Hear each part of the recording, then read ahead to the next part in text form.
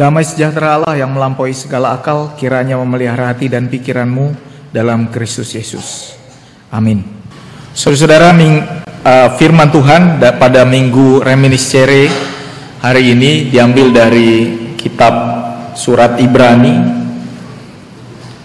pasal 4 ayat 14 sampai 16. Ibrani 4 ayat 14 sampai 16. Saya akan baca untuk kita semua. Ibrani 4 ayat 14 sampai 16.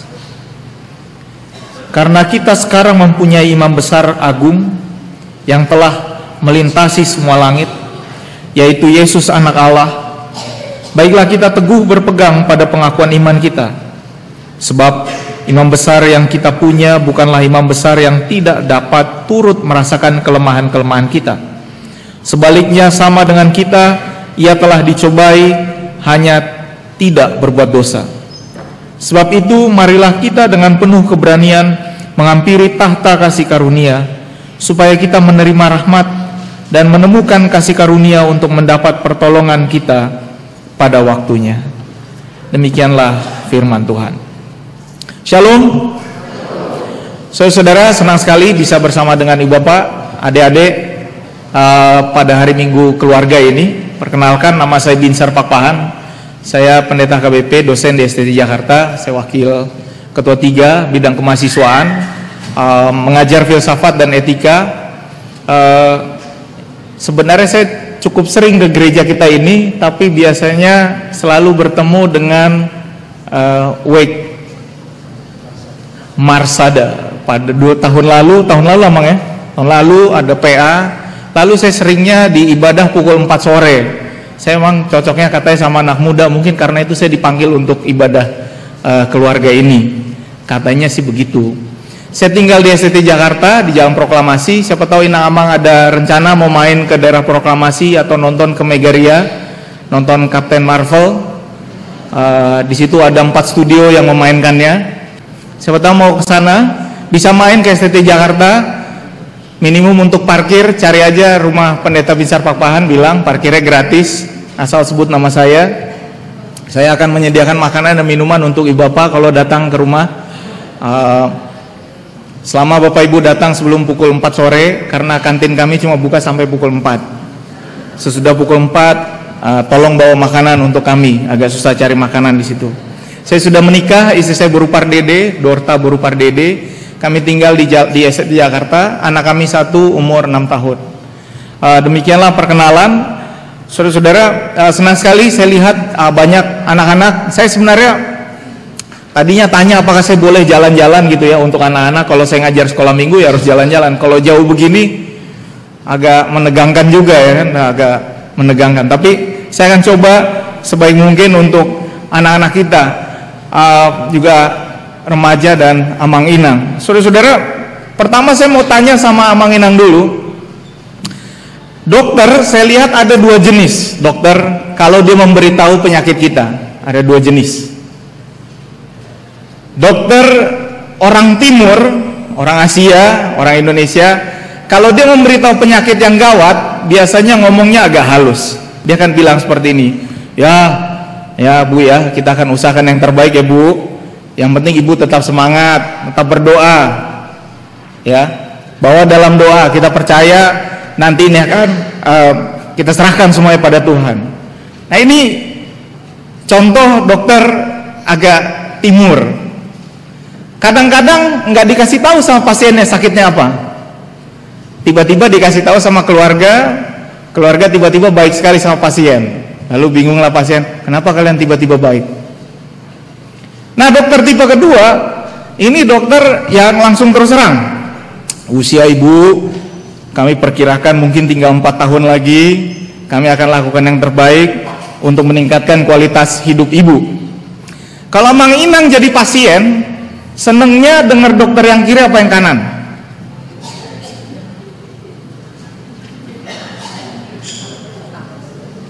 Ayo, senengnya yang kiri apa yang kanan? Yang kiri. Yang kiri apa yang kanan? Oh, ini orangnya halus semua di sini ya. Tadi pagi di Menteng, saya khotbah di Menteng tadi pagi lebih banyak pilih yang kanan. Oh, mereka pingin yang terus terang, jangan disembunyikan penyakit saya. Kalau sini lebih senang kiri. Kiri apa kanan? Dua-duanya. Ini menyatakan perbedaan kita. Perbedaannya ada di satu kata, empati.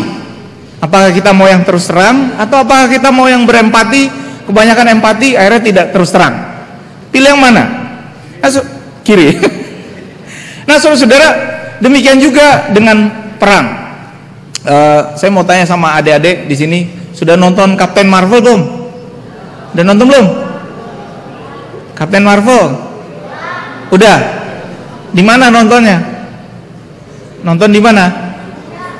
Siapa sih yang bilang udah? Mana? Angkat tangan yang bilang udah. Mana? Siapa yang bilang udah? Di sana. Nontonnya di mana? Di Senayan. Kalau sini dekatnya mana sih? Inang bioskop. Senayan ya? Gandaria City. Oh ya? Oh, saya belum pernah ke Gandaria City. Nanti deh, coba deh. Metropol tinggal jalan kaki nama. Adik-adik sudah nonton Captain America belum? Captain America yang pertama, The First Avengers. Udah nonton belum? Udah lahir belum? 2008 soalnya itu keluar filmnya. Udah lahir belum? Kamu lahir tahun berapa, Dek? Kamu umur berapa sekarang? 7, belum lahir. Tahu Captain America nggak? Tahu? Gatot Koco? Tahu nggak? Gatot Koco? Gatot. Captain America, kalau nonton nanti silahkan nonton. Captain America itu aslinya kurus cungkring, ya kan, dia disuntik sama obat. Pada waktu itu ada banyak orang yang berkompetisi untuk mencari kekuatan ini. Jadi dipilihlah siapa yang akan disuntik yang jadi kuat seperti Captain America. Dari banyak orang, dari sekian orang yang dipilih, ternyata yang paling kecil, yang paling lemas. Ternyata ada alasannya. Profesornya bilang seperti ini, kenapa saya yang disuntik, kenapa saya yang dipilih? Kata Steve Rogers, Captain America. Profesornya bilang begini, karena hanya orang lemah yang menghargai kekuatan. Hanya orang lemah yang menghargai kekuatan. Hanya orang yang pernah lapar yang menghargai makanan.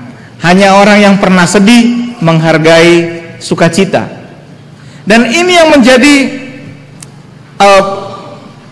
menjadi pegangan buat orang-orang, bahwa kalau kita mau merasakan fullnya, bagaimana kita merasakan kekuatan yang sesungguhnya, maka kita harus pernah merasa lemah.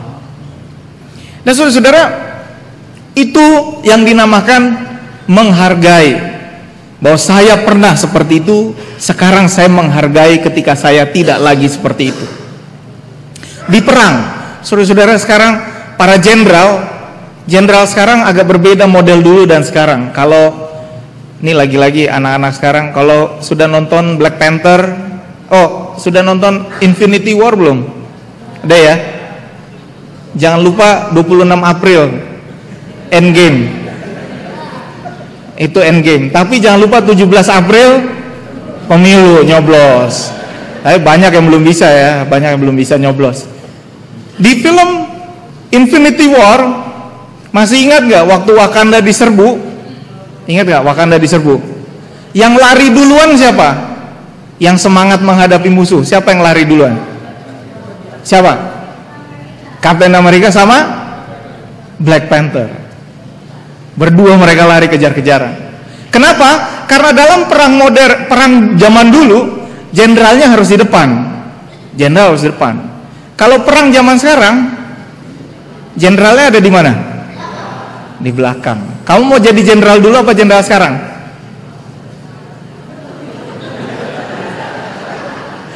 Mau di depan apa di belakang?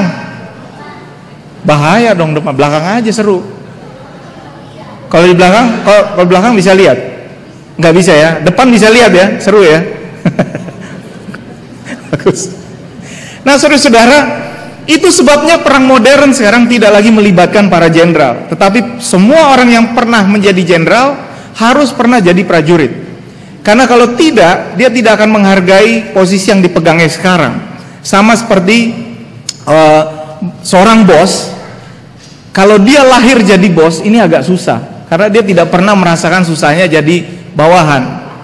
Orang kalau mau betul-betul memahami pekerjaannya, dia harus pernah menjalani semuanya. Karena kalau dia pernah jadi anak buah, kalau dia pernah jadi pekerja, dia punya yang namanya empati. Empati dan simpati berbeda, Ibu Bapak. Simpati itu adalah, oh kasihan ya, itu simpati. Empati itu mencoba merasakan kalau saya jadi dia bagaimana ya. Itu empati. Beda antara simpati dan empati. Dan ini akan kita pelajari pada hari ini karena surat Ibrani ditulis pada saat yang istimewa. Jemaat Ibrani adalah orang-orang yang baru Kristen, orang-orang Yahudi khususnya. Orang-orang Yahudi yang baru Kristen ini kemudian banyak dibanding-bandingkan dengan tradisi Yahudi yang ada pada waktu itu. Mereka agak dihina, agak direndahkan. Aduh, kalian ini udah yang benar aja lah. Masa Tuhanmu kalah? Masa Tuhan mati? Itu Yesus itu orang Yahudi juga. Kok Tuhan jadi manusia? Lalu kemudian surat Ibrani ditulis untuk menyatakan bahwa tidak, Tuhan Yesus itu jauh lebih tinggi dari malaikat. Tuhan Yesus itu adalah anak Allah. Tuhan Yesus adalah imam besar. Dan pada hari ini kita belajar mengenai apa yang dinamakan Tuhan Yesus sebagai imam besar. Di ayat 14 dikatakan, karena kita sekarang mempunyai imam besar agung yang telah melintasi semua langit, yaitu Yesus anak Allah, baiklah kita teguh berpegang pada pengakuan kita. Kenapa saudara-saudara? Karena pada waktu itu ketika orang jadi Kristen, salah satu ejekan buat mereka adalah, imammu siapa? Kalau orang Yahudi jelas di bait Allah ada imam. Ini perbedaannya ya, Ibu Bapak, adik-adik, ada bedanya imam sama nabi. Imam adalah orang yang berdiri di depan umat, di depan jemaat, menyampaikan doa jemaat kepada Tuhan. Itu imam. Nabi adalah orang yang mendengar perintah Tuhan lalu menyampaikannya kepada jemaat. Itu ya, itu bedanya. Imam adalah yang berdiri di sini menyampaikan tugas-tugas yang ditentukan dari jemaat, mempersembahkan korban bakaran, memimpin ibadah, masuk ke tempat yang maha kudus, berdoa untuk umat. Di gereja Katolik, saudara-saudara, peran imam masih ada, dipegang oleh pastor. Tapi bagi kita yang Protestan ini agak sedikit berbeda. Makanya kalau saudara-saudara pernah ke gereja Katolik, biasanya yang berdoa adalah pastor. Jemaat menjawab dengan, kami puji Engkau ya Tuhan, kami mengaku dosa kepadamu. Yang berdoa siapa? Pastor. Karena pastor adalah imam. Sama kayak saudara-saudara kita yang muslim, yang mimpin doa itulah imam. Tapi di Kristen pada waktu itu, imam ini siapa buat kita? Imam adalah Kristus. Kristus bukan hanya imam biasa, tetapi imam besar yang kita punya. Dia bukanlah imam besar yang tidak dapat turut merasakan kelemahan-kelemahan kita, melainkan sama dengan kita, ia telah dicobai, hanya tidak berbuat dosa. Kenapa saudara-saudara? Karena imam adalah posisi keturunan suku Lewi. Orang lahir menjadi imam. Ada pangkatnya, ada hierarkinya, ada imam besar, ada imam biasa. Tetapi Yesus adalah imam besar yang lahir menjadi manusia. Ini adalah gambar lukisan ketika Tuhan Yesus dicobai di atas gunung setelah dia berpuasa. Berapa hari berpuasa, adik-adik? Puasa Tuhan Yesus berapa hari? 40 hari. Dan kita menyembah Tuhan yang pernah jadi manusia. Dan ini sebenarnya adalah keuntungan, karena Tuhan kita tahu rasanya jadi manusia. Hanya saja buat orang Yahudi ini tidak bisa diterima. Dan karena Kristus tahu rasanya jadi manusia, maka dia menjadi orang yang berdoa bagi kita. Dialah menjadi imam yang mempersembahkan doa bagi kita. Ini dalam Ibrani 5 ayat 7 dikatakan, ia telah mempersembahkan doa dan permohonan dengan ratap tangis dan keluhan kepada Allah Bapa yang sanggup menyelamatkannya dari maut, dan karena kesalehannya ia telah didengarkan. Nah, apa artinya ini buat kita semua, saudara-saudara? Yang pertama, bahwa Kristus adalah imam besar. Kristus adalah imam besar ada artinya, saudara-saudara. Ini adalah gambar bait Allah. Bait Allah di Yerusalem kira-kira seperti ini. Kalau saya akan tunjuk, di sini adalah pelataran. Ini adalah pelataran batas suci di sini. Ini adalah halaman. Nah, kalau pemazmur itu sering bilang, "Hai bangsa-bangsa," gitu ya. Kalau sering baca, "Hai bangsa-bangsa, dengarkanlah." Itu sering sekali raja sedang bicara kepada orang-orang yang ada di pinggir sini. Jadi dia tidak bicara kosong, tapi memang ada pendengarnya. "Hai bangsa-bangsa." Nah, yang ada di dalam sini, ini adalah orang yang mau masuk beribadah. Ini makanya, saudara-saudara, ketika Tuhan Yesus mengobrak-abrik bait Allah, yang jualan sudah sampai sini. Itu sebabnya Tuhan Yesus marah. Kenapa? Karena, saudara-saudara, ini agak cerita Yahudi sedikit.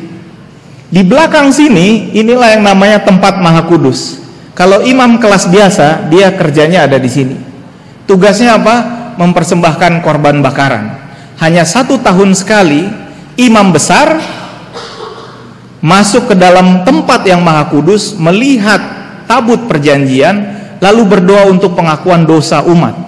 Sehingga hanya 1 kali setahun lah, hanya 1 kali setahun, orang bisa datang ke situ dan merasa diyakinkan bahwa dosanya diampuni. Dan siapa yang memimpin ini?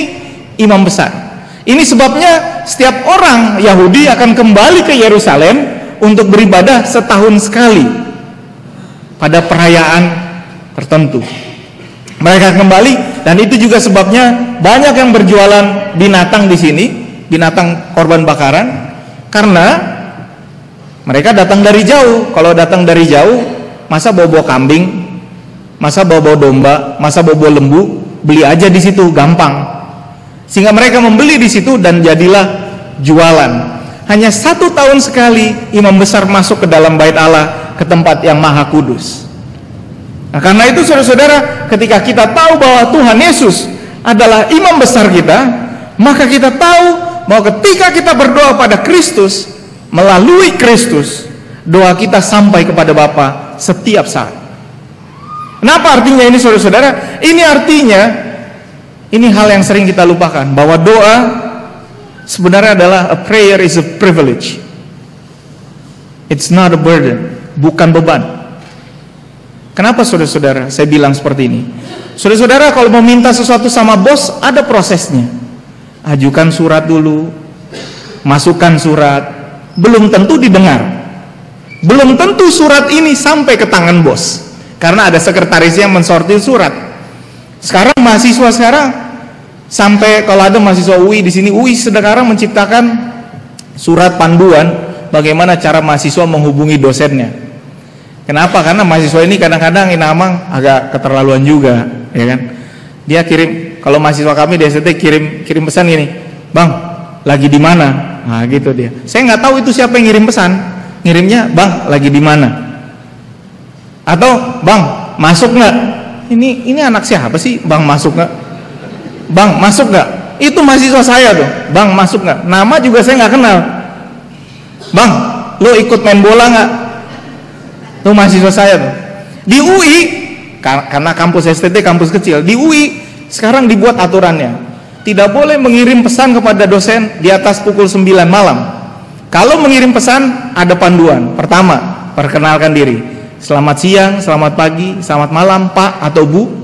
Perkenalkan, nama saya si A, mahasiswa angkatan B, mengambil kelas Bapak di kelas C. Izinkan saya bertanya." Baru dia nanya. Itu juga kadang-kadang di-read aja sama dosennya, nggak dibalas. Sedih langsung mahasiswa. Kalau mahasiswa STT udah di-read, "Bang, kok nggak jawab sih?" Gitu. Kadang-kadang memang mahasiswa STT ini terlaluan juga. "Bang, kok nggak dijawab?" Nah, saudara-saudara, kadang-kadang saya lagi kirim pesan, "Bang, kenapa nanya-nanya? Kepo ya?" Gitu. Kepo. Tapi saudara-saudara bayangkan, untuk meminta kepada bos, kita memiliki proses. Untuk minta sama orang tua juga ada proses. Adik-adik kalau minta sama orang tua pura-pura baik dulu nggak? Pura-pura baik nggak? Nyuciin baju, ngambilin sepatu, nih Pak sepatunya gitu. Bagi uang dong gitu. Pura-pura baik nggak? Pak beliin mobil yang ini dong. Mobil-mobilan maksudnya. Ya saudara, tetapi kepada Tuhan kita bisa minta langsung. Bisa langsung. Orang mau menghadap raja saja lewat prosedur. Minta kepada Tuhan bisa langsung melalui Kristus. Dan ini saudara-saudara, kita malah dianjurkan, dikatakan marilah kita menghampiri tahta kasih karunia supaya kita menerima rahmat dan menemukan kasih karunia untuk mendapat pertolongan kita pada waktunya. Mendapat pertolongan kita pada waktunya. Cuma ada bedanya minta langsung dengan jawaban langsung. Ibu Bapak, ini bedanya. Minta bisa langsung, jawaban pada waktunya. Minta bisa langsung, jawaban pada waktunya. Sayangnya generasi sekarang, terutama generasi milenial, ini adalah orang yang tidak sabaran. Generasi milenial adalah orang yang pindah-pindah kerjaan. Ini buat Ina Amang, Opung, sadari kenapa anaknya suka pindah-pindah kerja, terutama yang usia di bawah 37 tahun. Memang begitu gayanya sekarang. 3 tahun kerja udah mau pindah, 4 tahun kerja udah gelisah. Memang begitu dia. Apa? Kenapa mereka nggak sabar? Pertama, nggak sabar masak. Makanya jadi GoFood. Anak-anak sekarang udah nggak sabar masak. Nunggu rendang. Masih ada nggak yang masak rendang di sini? Anak-anak muda maksudnya di bawah 37 tahun. Masih ada nggak yang masak rendang? Ada nggak? Mama saya dulu kalau nyuruh saya, putar terus nak, jangan pecah santannya, putar terus putar, terus putar. Jadi saya agak lumayan fitness juga itu begini-begini, lumayan. Tapi sekarang pakai bumbu jadi, cemplung, masukin kara, rendang, atau pesan makanan. Milenial tidak mau menunggu performance review, dia maunya pada saat itu juga dipuji atau dihina. Dia nggak mau nunggu 1 tahun. Bilang sama saya, kerjaan saya bagus apa enggak. Milenial, apalagi milenial tidak mau jahit baju. Masih ada nggak yang jahit baju orang milenial ini? Kecuali mungkin baju pesta, ya kan? Baju pesta nggak ada yang jual kebaya di H&M, H&M nggak ada yang jual kebaya. Zara juga nggak jual kebaya, dia cuma jual baju-baju biasa. Masih ada nggak yang jahit? Masih punya tukang jahit nggak, saudara-saudara? Kecuali motong-motong celana. Masih punya tukang jahit nggak? Nggak ada lagi, saudara-saudara. Nah, apa yang mau ditunggu oleh milenial? Orang milenial mau menunggu beli rumah, makanya tinggalnya sama orang tua. Supaya dia nabung. Nanti begitu duitnya banyak pergi deh dia. Sedih deh orang tuanya. Kau dulu aja kau cari-cari kami. Dan ini yang membuat perusahaan-perusahaan ini sekarang muncul. Perusahaan-perusahaan ini adalah perusahaan-perusahaan yang akan menimbulkan beberapa tantangan kita ke depan. Tantangan pelayanan. Apa tantangan pelayanannya? Orang punya perusahaan ojek tapi tidak pernah ngojek. Orang membuka toko online tapi tidak punya toko. Orang membuka usaha hotel dan penginapan tapi tidak punya hotel atau penginapan. Sehingga sering terjadi adalah misunderstanding antara driver, partner di jalan, dan orang yang ngurus IT. Karena orang yang ngurus IT, dia bikin 5 menit harusnya bisa nyampe. Driver bilang, lu kagak lihat ada yang kondangan di sana. Akhirnya terjadi pertengkaran ini. Nah ini saudara-saudara, ini yang mengajak kita, membuat kita sekarang diajak untuk berempati. Berempati ini bisa kita lakukan di dalam Minggu Prapaskah ini. Minggu Prapaskah dalam masa untuk berdoa. Kita lihat semuanya sudah menjadi ungu. Ini adalah Minggu Prapaskah. Dan di dalam Minggu Prapaskah sebenarnya ada tradisi kekristenan yang tidak diadopsi oleh HKBP. Tradisi kekristenan adalah tradisi berpuasa, terutama dalam tahun Parasini Rohaon ini. Mungkin kita punya poti parasian, saya nggak tahu. Dalam tahun Parasini Rohaon ini sebenarnya puasa ini bisa kita lakukan. Saya akan jelaskan sedikit soal puasa Kristen. Puasa Kristen bukan puasa makan dari pagi sampai sore tidak makan, tapi puasanya lebih kepada berdoa dan mengorbankan satu hal yang kita sukai, satu atau dua hal. Apa yang kita suka itu macam-macam. Kalau Anda suka sosial media, media sosial, coba puasa Instagram, bisa nggak? 40 hari sampai Paskah. Buat anak-anak yang kecanduan Mobile Legend, mana ada nggak yang Mobile Legend? Ada nggak sini? Bisa nggak main Mobile Legend sampai Paskah? Buat yang suka belanja, jangan belanja, belanja makanan boleh, jangan belanja sampai Paskah. Buat orang yang suka makan panggang, jangan makan panggang sampai Paskah. Buat orang yang ngerokok, jangan makan rokok, jangan merokok. Dan saya pernah puasa kopi misalnya, karena saya minum kopi 3-4 gelas sehari ya, namang tanpa gula. Udah kebiasaan, udah jelek. Kalau nggak minum kopi rasanya getar-getar. Lalu apa yang kita lakukan? Uang yang tadinya membeli hal-hal ini kita tabung, kita jadikan uang diakonia. Karena dengan begitu kita berempati kepada orang yang tidak bisa makan daging, orang yang tidak bisa berbelanja, orang yang tidak punya akses data. Disitulah caranya kita berempati. Dan ini pesan yang terakhir, pesan nomor 2. Kristus adalah imam yang berempati kepada umatnya. Allah yang menjadi manusia tahu betul apa yang manusia rasakan. Apakah Tuhan Yesus pernah diomelin orang tuanya? Pernah deh. Waktu dia pergi ke bait Allah di Yerusalem, lalu dia ngicir masuk ke bait Allah, orang tuanya udah pergi rame-rame. Mana Yesus? Ketinggalan. Diomelin dia. Apakah Yesus pernah lapar? Pernah. Apakah Yesus pernah sedih? Pernah. Apakah Yesus pernah pacaran? Tidak. Pacaran yang enggak, jangan dibilang iya-iya aja. Karena itu ketika kita punya masalah, Yesus pun tahu masalah kita, karena dia pernah merasakannya. Kalau ada sedih, kecewa, Yesus juga pernah sedih dan kecewa. Yang sering terjadi adalah, yang jadi masalah adalah ketika dosen lupa berempati bahwa dia juga pernah mahasiswa. Yang jadi masalah adalah ketika bos lupa berempati bahwa dia juga pernah jadi bawahan. Dan ini yang penting, orang tua jangan lupa berempati sama anak-anak. Anak-anak nih, kalian pasti seneng saya bilang gini.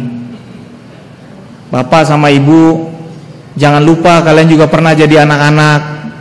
Kalau tidur malam-malam jangan diomelin melulu, kayak nggak pernah jadi anak-anak aja. Kalau minta uang jajan ekstra, jangan diomelin melulu, kayak nggak pernah jadi anak-anak aja. Kalau minta diajak main, jangan bilang enggak mulu, kayak nggak pernah jadi anak-anak aja. Jangan pernah lupa bahwa kita pernah berada dalam posisi mereka. Dan ini juga saya lihat, saya senang sekali dengan ibadah seperti ini. Karena ada gereja-gereja KBP gerah lihat anak-anak, gerah lihat anak-anak. Ada anak-anak di gereja diajar, hari ini tema kita adalah sukacita, gitu kata pendeta. Tema kita adalah sukacita. Ada anak-anak ketawa-tawa, riang gembira sini, lalu diam, dengar khotbah ini. Saya mau ajari kamu tentang sukacita. Saudara-saudara, saya senang sekali mendengar suara anak-anak, karena suara anak-anak adalah suara masa depan kita. Ini baik sekali. Mungkin lain kali, siapa tahu saya boleh jalan-jalan, Amang, tolong disampaikan, karena buat anak-anak ini jadi lebih interaktif buat mereka. Tetapi buat anak-anak, ini pesan buat anak-anak, jangan lupa orang tua kalian juga pusing. Jangan cuma tuh denger Pak, itu pendeta bilang, jangan gitu doang. Anak-anak jangan lupa, kalau kalian nilainya jelek, yang pusing bukan kalian, yang pusing orang tua. Makanya coba rasakan perasaan orang tua. Kalau kalian sekolahnya gak bener, buang-buang duit orang tua, yang susah siapa? Orang tua. Karena dia sudah bersusah payah untuk kalian. Karena itu empati diperlukan oleh baik orang tua maupun anak-anak untuk saling merasakan. Dan itulah yang membuat Tuhan Yesus itu unggul. Saudara-saudara, kita punya Tuhan yang pernah merasakan kesusahan yang kita rasakan sekarang. Dan karena itu setiap doa kita akan didengarnya. Allah kita adalah Allah yang berempati. Karena itu terakhir, jangan lupa 17 April. Pilihlah wakil yang berempati kepada kita. Pilihlah wakil yang tahu rasanya jadi rakyat. Pilihlah wakil yang akan mengurus soal pesawat terbang, yang mengerti soal pesawat terbang. Pilihlah wakil yang tahu soal pendidikan, yang akan mengurus soal pendidikan. Pilihlah artis yang tahu soal seni, yang betul-betul tahu soal seni. Kalau enggak, demo melulu nanti. Dan ini penting sekali saudara-saudara, terutama ketika kita memilih presiden dan wakil presiden. Pilihlah presiden dan wakil presiden yang tahu suara kita. Saya bukan mau berkampanye, saya cuma mau bilang jangan lupa pergi mencoblos Rabu 17 April. Pilihlah wakil yang bertanggung jawab. Saya sudah dengar-dengar ada orang berencana pergi liburan Selasa malam. Karena Jumat libur, ya kan? Jumat libur, Jumat Agung. Kamis kejepit, cabut aja atau cuti. Janganlah inamang, gunakan hak suara ini. Pilihlah wakil yang berempati kepada kita. Bahkan ada orang yang mau libur sampai Senin, Amang. Jadi dia berangkat Selasa, pulangnya Senin malam. Karena Senin itu dihitungnya hari libur Paskah kedua. Cuma orang Batak yang begitu, Paskah kedua, pas hari Paduahan tuh pesta Paduahan, nah itu emak gitu katanya. Dia libur juga dia sepakat, padahal kantornya tutup, kantornya masuk dia tetap libur. Bapak Ibu, pilihlah wakil yang berempati dengan kita. Dan karena itu kita bisa hidup di dalam terang firman Tuhan, karena Kristus adalah terang.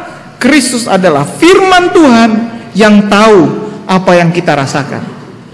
Karena itu minta kepada Dia, berdoa kepada Dia. Kita bisa langsung berdoa kepada Dia dan tunggu pertolongan yang akan tiba pada waktunya. Kiranya Tuhan mendengarkan doa-doa kita. Amin. Mari kita berdoa.